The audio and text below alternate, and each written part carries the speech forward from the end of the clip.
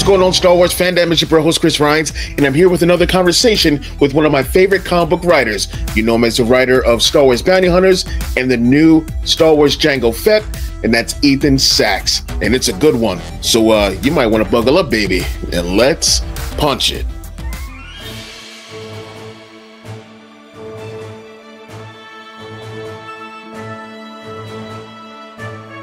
Ethan Sachs, my actual favorite comic book writer of Star Wars comics.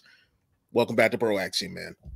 Thank you. I hope I'm in the top like 15 or 20, but I'll take it. Oh, my favorite? Yeah, my favorite. My favorite. Well, that is high praise. Thank you, sir.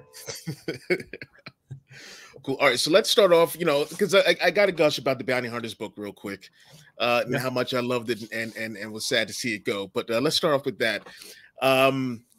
It was a beautiful ending, all right, and there were a lot of threads that were tied, some that were left not tied too tight, you know, maybe something for the future. Is it possible that we'll see some of these characters and stories revisited either as a main focus story or like a B story, like another comic or something like that? Yeah, I mean, the great thing about Star Wars in general, I mean, one of the many great things about Star Wars is this is a franchise that these characters exist with characters that, you know, were around for 40 plus years, and for, you know, and live action, video games, animation, books, things like that. So you never know, like they'll probably pop up again. I mean, I'm sure they'll pop up again. I don't know that I'll be the one telling those stories. But that being said, you know, it's a gift to just be like a cog in that machine. Yeah. And, you know, I purposely left it so that there were different threads that someone else could pick up. You know, there's like a new Bounty Hunters team with Bosk and the others. And then there's, you know, Valance is actually semi-happy now. I'm sure he'll screw it up, but, you know, he's running around. And then, you know, there are other Vakora, there's Tangan Losha, there's All You Can Do with Tatsu Leech. So there's a lot of stuff that, you know, other people can take and run with. Nice. And that was always my intention, was to sort of leave. I got to play with these characters for a while and just leave it for whoever comes next. Okay. Because that was about to be my next question, was like, do you feel like a bit of an ownership on these characters where, you know, you wouldn't want, you want to make sure that someone's doing it right before someone else takes over? No, I mean, you know, it was great for me to see like Alyssa and Mark Guggenheim at different points, like write some of these characters, and you know, see, that was just a point of pride. To have other people, you know, to co-create some of these characters with Paolo, and then have other people, other writers who I admire so much, like sort of take the baton and run with it. So I look forward to seeing, I mean, how cool would that be if like characters that I co-create sort of have lives beyond, you know, what we've seen so far. I think it just, I mean, that excites me. The funny thing is, the very first character I created, co-created with Paolo, coincidentally, was in this Mace Windu story. I did 10-pager. It was Gwataku the Grim. He was this warlord with this sort of like skull helmet. And I was like, wow, he looks so badass. And Paolo created something, and it was a 10-page story, and he died by page 8. And so I told my daughter, who is wiser than I am, even back then was wiser than I am. And I was like, I created this character who's in like Star Wars, like, you know, I grew up, I was 4 years old when the first movie came out. And this was my first thing that I ever created for this galaxy. And, you know, and this is now part of the lore. Yeah. Like, yeah, but you killed him off after 8 pages.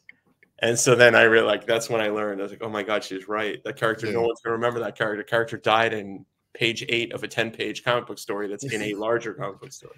Right. So I learned a lesson from that. And I was like, okay, if I'm going to co-create really cool characters, I might, you know, kind of trick the audience. Like maybe they kind of die, but not really, and come back. But yeah, there's no move. Let's take a moment of silence for Gwataku the Grim, to so he's remembered. Man. So like, and that's another thing that like, because I'm a bit of a writer. So what must it feel like? What does it feel like to be able to, as a Star Wars fan, create a character that is canon, like officially in Star Wars and like, just in that universe, and that's your creation. How must that feel? Well, first of all, I take issue with you saying you're a bit of a writer. The limited experience I've had seeing, well, first of all, just the way you talk on your turns of phrase and everything, I would argue that you're a much better writer than you just gave yourself credit for. But anyway, to answer your direct question, it is just amazing. Like, you revert to that 4-year-old that sat in the theater and heard that score for the first time and saw that Star Destroyer fly over, overhead.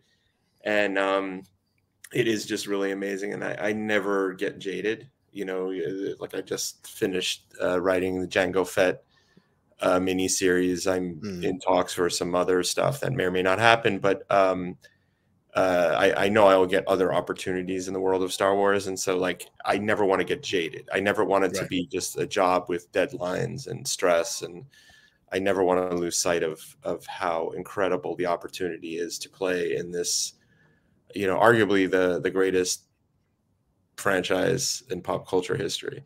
Absolutely. And I'm not arguing. I'm saying yeah. I was about to say, no argument over here. Yeah. If you don't mind, can you give us a brief rundown of without spoiling anything? Of course, with the second issue coming up in a little bit, what this Jango Fett story is about. Yeah, I mean, what I love about Jango Fett is, we think of in recent years Boba Fett certainly and the Mandalorian, and you've seen some of that sort of that classic badass bounty hunter. But both are sort of burdened when we see them with, Boba Fett has been shaped by the horrific loss of his father so young, and that void, and, sort of carrying this heaviness with him. And the Mandalorian obviously has his own things, for one is like basically in the beginning trying to sort of carry his people or help his people, and then he's responsible. He's got this father thing going. And what I love about Jango is, like, even when we meet him in, Attack of the Clones, he's just this kind of fun, swashbuckling character until he obviously doesn't end well for him. But and I just loved that version of a Mandalorian badass, or that badass in Mandalorian armor, I loved that there was a sort of kind of more fun Western vibe that I could do. Like, he wasn't as intense in a way as Boba Fett, but also just equally competent, equally. And then this story, we basically find him where he's sort of at the top of his game and kind of forging that reputation as the greatest bounty hunter in the galaxy of that era. And it's before the Phantom Menace. So it's like a few months before. But there's all these machinations that are happening, that we know as Star Wars fans where it's all going. But they're little, the Republic is not on firm ground, and Chancellor Forum is struggling, and it looks like there's various crises. And so, like, one crisis pops up, the theft of this valuable artifact, which is sort of has importance to two warring sides on a planet, and so he has to basically find the thief. But not everyone wants that thief to be found. So of course there's a number of other forces aligned against him. But if it were easy, you wouldn't need Jango Fett. That's right. You get someone like Dengar to take care of it at that point. Yeah, I'm waiting for the Dengar Maxi series, like the Dengar trilogy. I'm sold. I'm there day one. I don't know why. There's a cease and desist letter. I'm not sure. One of the things that I did love about one of the many is that we're getting a bit more. We did know a little bit more about Leon Som that was mentioned. I think the first time in Solo. I could be wrong. First time, no. It's in a guide earlier than that, but yeah. Okay. Yeah. So I'm glad we're getting to see, like, or not see, but learn more about that culture, and of course seeing what the the Naudilins and Yeah. the ensemble, you know, going through. Oh, yeah. Other thing is that you brought in Dayu from Obi-Wan, and I was like, Yeah. that's cool. You know, I love seeing, like, if there's something that was only live action, I love seeing it in animation or in comics, just to give it that this feeling of like a full circle feeling, like it really shows that everything is connected. And I love seeing that stuff. I love Yeah, I seeing know, that. it's fun places to play. Yeah. You know, half of the fun are the settings and the, you know, with more to come in the next few issues. I don't want Oh to say yeah. anything that's gonna, but yeah, it's just been a fun, and you know, I have a whole shelf here full of reference books that I have to, you know, besides like rewatching things on Disney Plus. Of like, I have my TV right here, and I have like a shelf of take you on a tour. Nice. Oh man, looks like my shelf. Sheesh. Nice. Original art from and then I have my valuables in that Camtono over Oh, you got that from Galaxy's Edge? yeah. Yeah, I couldn't wait in that line. I really wanted to, but I think they were gone by the time I even got to. Yeah, my wife didn't want me to come home once I bought that. Yeah. But I would like to point out that she has lost her keys, and my keys were in the Camtono, so like my keys were not Safe. lost. There you go. So everything yes, has its place. it is arguably the best investment I've ever made, which you can take any way you want. But probably why I'm still working in comics and not retired. Now, speaking of these comics and Marvel and Lucasfilm, and I'm asking for a couple of reasons here, but when it came to the Jango book, did you pitch that to them, or were they like, you did? Okay, I pitched it. I got the bug when I was writing him. I want to say it was in issue 37. There was that flashback sequence, which sort of have a pivotal plot point for the Dark Droids crossover, and I just had so much fun writing him. I liked having a Boba Fett like character without the burden of a lot of the content. Like, there was a period of time I knew if it was earlier in his career, there was this gold, like there was just untapped the sweet spot stories to tell in canon, you know. And so I honestly could not believe all the yeses I got on this, and like some of the twists and some of the things I could put in there. Nice. But they let me do it. So that's awesome. And I hope to return to this character again. This is 4 issues, but you know, I have other, like I have in my head a possible second and third part to a trilogy. So we'll see where all this all goes. I like that. I thought they were just gonna be like, hey, listen, you did the Bounty Hunters, and just do what you did with Bounty Hunters, but do it in the prequel era. So I'm glad that, you know, that's cool that you got to pitch that. Okay, that's dope. Well, I think like the biggest difference is that it was less of an ensemble book and more just like, you know, you're following one hero, and we could make it a little bit more of like a kind of Western style adventure. I think they didn't want me to just like replicate what I did with Bounty Hunters, not because they didn't like it or anything. It's just they wanted something a little different. So yes, it is a bounty hunter, but I think tonally and type of story is a little different than, you know, the ground that was tread with Bounty Hunters. Okay. Because that sort of answers the next question I was going to have for you. So let me just go past that one. All right. Now I'm dying to know what that question was. I said, now I'm dying to know what that question was. I was just going to say, it's safe to say that, you know, you're the go-to guy for Star Wars underworld storytelling, you know, because of, you know, what you've done with Bounty Hunters and how you fleshed out these like, you know, one-offs, you know. I think I'm a go-to guy. I don't think I'm the only one. There's so much talent on that, you know. There's so many talented forces working in comics and in particular in the Star Wars office. So I have no false grandeur, you know, that I'm irreplaceable in that sense. But I'm enjoying it, and I think hopefully both Lucasfilm and Marvel are enjoying it as well. So, you know, as long as I have the opportunities, I'll keep doing it. I know I said before that I'm like, you know, kind of a writer, yada, yada, yada. But let me tell you, I'm not an artist at all. I struggle with stick figures. Yes. Well, welcome to the party, pal, is the diehard meme.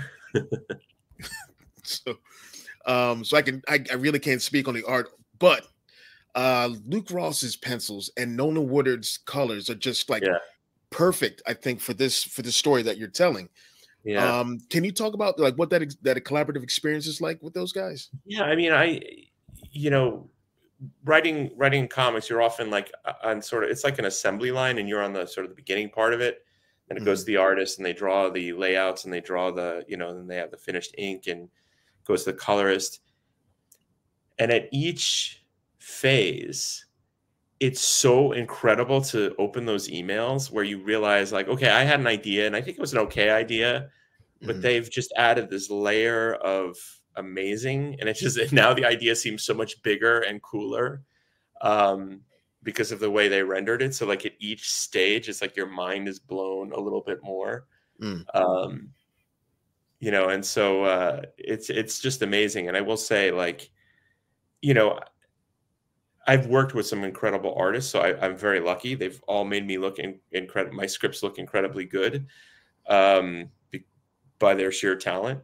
And you know, my one regret is I wish I had more time with Luke, because I kind of feel like the longer you go on, like the more you can sort of, like, I can start writing scenes for him, kind of thing. I had that a lot with Paolo, but I've gotten to work with Luke twice, and much like Will Sliney, who I've also gotten to work with twice on two different, it's just a gift each time. Like I can't wait to I just can't wait to see like their concept art and like where they're going with these things. And I almost have no notes. The editors almost have no notes, but oh my God, this is cool. You know, it's a typical note. So yeah, I mean, so it's so like it just evokes the feel that we were going for, that sort of gritty Western feel. Like there's a little bit of an undercurrent of like those, you know, sort of 70s political paranoia, you know, thrillers as well. And like he has that cinematic thing. It's just great. I got to work with him on Allegiance, which was a prequel to Rise of the Skywalker, and just amazing. Yeah, like one thing that blew me away was the mediator between the Cleon Psalm and the Nautilans, and just looking at her outfit and everything, I was like, this is like, I'm looking at it right now, and I'm just like, this is like the color choices. Like I said in my preview, this is like the best dressed character I've ever seen in Star Wars. You know, so does that come from like things like that? Things like the way my script was basically that she's human and sort of like diplomatically dressed, like, you know, and that sort of not regal, but like that sort of very formal, and that was it. And wow. Yeah, the artist. See, that's what I mean. Like they just make everything look better. That's so dope. and that's another thing. I was like, so when you're like, take the one scene in the Two Blasters bar. Yeah. What those characters are up to in the background before Jango gets in there and totally wrecks shop. Like is it like, you know, there are, you know, this particular alien over here that's bartending, and do you write out like this one's doing this, or is that like all Luke? No, you know, if there's important thing, if there are important extras for various reasons, I'll put in, like, usually there's a reason. But for that one, I think there were few, but no, you know, a lot of it is him filling in. Okay. I tell you, this book is so, like I said, I'm just going through it as we're speaking everything. Yeah, I can't wait till you see how it ends. Like, yeah. I seriously cannot believe they let me get away with that. Yeah, I don't want to start guessing. No, I mean, you know, and even if you say it correctly, I'm just going to be completely stone-faced. Like, you don't know the difference. I'm, you know, because I know we had one. It's inside my inner Camptono. Like, that's nice. Because I think in one comic we got a panel where Jango was on the one of the moons of Bogdan or something like that, talking with no, this couldn't have happened yet. Let me yeah, there's no way that could have happened yet. Count Dooku and all that. That couldn't have happened yet. Or could it? I'll leave that where it's at. I don't know. So can you vaguely, as vaguely as possible, can you tell us where, like, what we can expect in the future episodes? A lot of fighting. You can expect a lot of fighting because, Aurra Sing is sort of after Jango, this new bounty hunter, is sort of like the bullseye of the Star Wars galaxy. Vigor Struck is also after him. Mm-hmm. I mean, everyone's after him. It was not the simple bounty that he was promised. Yeah. Never is, though. Yeah. Yeah. Can't trust a guild. And there are going to be some familiar faces popping in here and there that you haven't seen yet. Sweet. Yeah. Sweet. I'm looking forward to this. Maybe people from my previous run. Oh, some I'm not gonna pry. I'm not gonna pry. I'm gonna let that be its own thing. The Camp Tono. You don't have the code. Yeah, you don't have the code to open the Camp Tono. The Tales from the Camp Tono. That's a hardcover. Locked inside. I know you said, like, you may have some other Star Wars projects in the future coming up. Are there any? Oh, and he came prepared. I did. Please tell me you write like that. Please tell me you wrote Jango. Nice.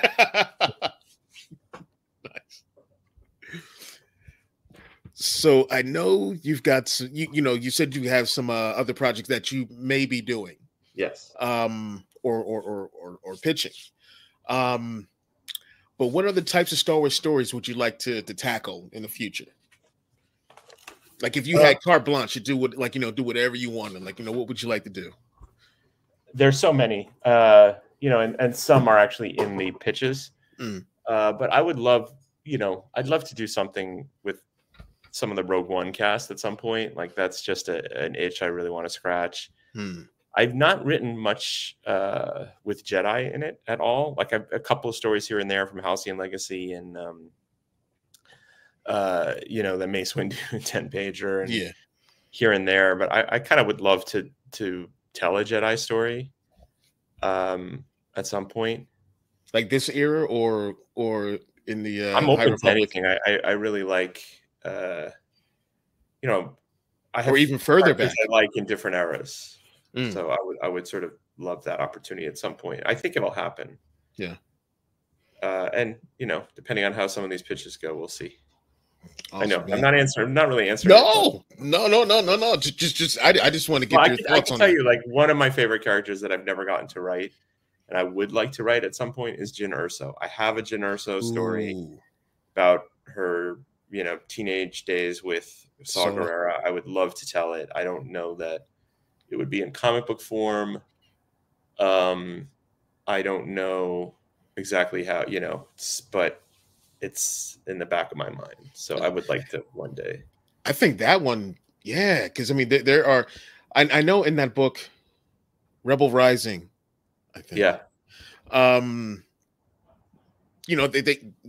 They didn't go super like, you didn't get every waking moment, but yeah, time with there are gaps that you could fill. Yeah. That's all I'll say about that, though. I mean, that's I don't think that would be imminent anyway. That's the only reason I'm saying it is because there is no like immediate pitch or anything. So just something I would love to do one day. Hey, Lucasfilm, let Ethan do the Jyn Erso story. Yeah. Case Story Group is watching. You will let him do it. Dude, Ethan, thanks so much for coming on to talk with me, man. This is my pleasure. Like I said, dude, like Bounty Hunter's book has been like my favorite of the past few years. I'm gushing, I don't care. But it has been my favorite for the past since it's come out. Like the stuff that you've done with Bosk and 4LOM and Zuckus. I got them on my wall right now. My Black Series figs. Nice. Like that is like, those are like the two best friends. Like, it's almost as good or better than Han and Chewie as far as like, yeah, I said it. as far as best friends go. Like it's such a cool story. That's such a like great dynamic you have with those I had so much fun, and like the weird thing about it is there was some push and pull, like because there was like at one point it really was supposed to be like Valence's story, POV, because he was like this awesome character that was a Marvel character, and much like Dr. Aphra, like you kind of want to showcase. Yeah. And then at the same time, I know it was really important to CB to have the classic Empire Strikes Back. And then I also wanted to create some new characters, you know, as Paolo did too. And so like somehow that all came together. And I think midway through the run, it actually worked. Like, I don't know if we may have struggled a bit, you know, sort of balancing all those bowling pins that we were juggling. But I think we found the groove eventually. And I really like the dynamic of all of them. Like I got to, you know, sometimes one would get like obviously Valance was the main character, and next to Valance would be, you know, Tonga. But, you know, I got to have, and we were lucky that we also got Tasu Leech, because that was a fun character to write and to take him in that innocent state, like as innocent as he could be, like joyful, and he becomes this very, very angry soul. You know, by the time we meet him in The Force Awakens, and so like, how did he start to go down that path? Like, and so, and it's so cool to see, like, you know, when it was the because it's all about the Pikes for him. Yeah. And like, you know, what they did to, you know, his, you know, what they do to his people. So like, I love that you started, you know, that journey for him. And it just like, it brings everything around. Like when I watch, you know, Force Awakens every now and again and be like, there's this character and I know this dude's history, or at least part of it. And it just makes it that much more enriched and more impactful, you know. I like that Lucasfilm let me use the line where he's like, I always dreamed that I would die, you know, fighting a Rathtar with my bare hands. That is actually how he dies, you know. And so I appreciate that I could get that. Poor Tasu. Yeah, that's a great character, and I'm waiting for all the Black Series figures for all those characters, like one big set. Yeah, I mean, I would have thought, I'm no a little shit. like I sort of ambushed some of the Hasbro people at Star Wars Celebration. I was like, hey, I'll send you all the Bounty Hunters comics you want, but like at least Valance has been around since 1978, and like, you know, he's such a classic character, but they politely ran the other way. So I don't know that I won them over. And it's you know, it's sad in a way, like, because there's so many great characters in all of Star Wars comics that and that would be great live action, or you know, a lot of these characters are, you know, just as good, just as iconic, I think, as the characters that we see on the screen. And the fact that, you know, not to bash on Hasbro or anything like that, but the fact that we only have a handful, and I mean, like Aphra, we got a couple figures of her. Like Leia, there's one of her comic book outfits that she, you know, that she has. We got in Legends, but we got Mara Jade. You know, and like maybe, of course, you know, 000 and BT. But there are so many characters. Like, you know, give me a Nakano Lash, give me, you know, any of those characters, you know, like definitely, like, you know, Tonga and Losha and you know, Vakora and the Nexu, you know. I don't know if I can ever forgive that. All right. I know I always joke. I always know that I joke that it was Paolo's fault for everything, but that one really was Paolo's fault. Oh, really? He wanted that Nexu gone. Wow. Pain. It was a pain to draw in every panel because of the scale difference and like fitting it in and all that kind of stuff. So, so that one was all Paolo, and he can't even. Damn, Paolo. Man, how could you, Paolo? How could you, Paolo? Well, on that note, we're going to call it one, man. Thank you so much for coming on. My pleasure. Anytime. Like, I would love to be back. I appreciate all your awesome previews, and thank you. Yeah. So I think, man, we you know, like we love doing our previews. We love the Star Wars comics, and we want to get as many eyes as we can on it because we want it to continue. So yeah, that's that's our goal, man. So yeah, it's fun, man. All this is fun. We're all fans at the end of the day, and that's right. Contribute anything at all to this franchise, and the fellow fans that just are just happy and find what they love, and I'm all for that. Hell yeah. All right, man. And before you go, why don't you tell everyone where they can find you on the medias of the socials?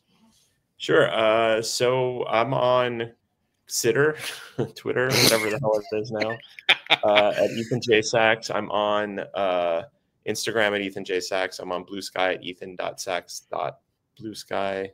That's so long. Yeah. App. I know. And I just made a website with my crappy website making templates for a hauntedgirl.com.